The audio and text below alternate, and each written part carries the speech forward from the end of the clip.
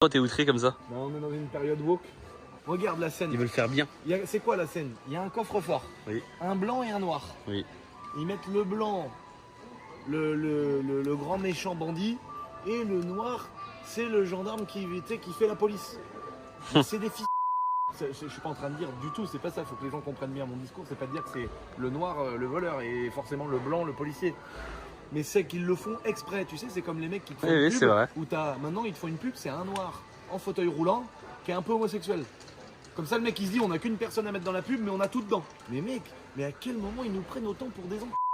Ils nous se foutent de notre gueule. C'est de la gueule du monde. Ils se foutent de la gueule du monde. Par contre là tu vois quand il y a 2 chevaux des années 70, voilà. Je sais pas c'est années combien ça. Puis là il y a un cochon, t'inquiète pas ils mettent pas un arabe dans le truc. Non mais tu vois, il y a encore un cochon. J'avoue que c'est... Il y a encore un cochon frère. À la télé en fait ça s'appelle...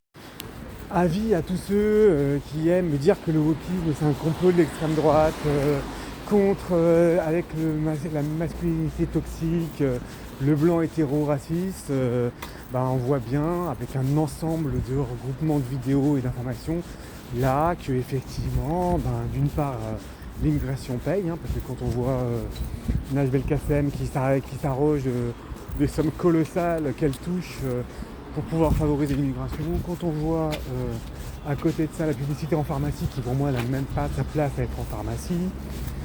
Maintenant la nouvelle polémique qui touche maintenant le cinéma et la culture, où maintenant on va imposer ce type de choses avec effectivement tout ce qui est inclusivité, quota et autres joyeuseté. Là on voit Playmobil où c'est infesté. Nous sommes infestés par le wokisme depuis le plus jeune âge. Entre ça et les cours obligatoires dans certaines facultés.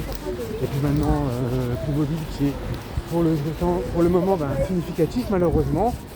À un moment donné on voit bien que c'est pas que du pipeau. Donc c'est déplorable mais c'est une réalité. J'aurais tendance à dire sincèrement vivement qu'on a un Trump en France, parce que là j'en peux plus quoi. Vous voyez vraiment, et là encore c'est que quelques exemples comme ça, au détour d'un chemin que l'on a chopé. C'est vraiment hallucinant. Donc vraiment il faut vraiment se réveiller, il faut que ça s'arrête cette folie.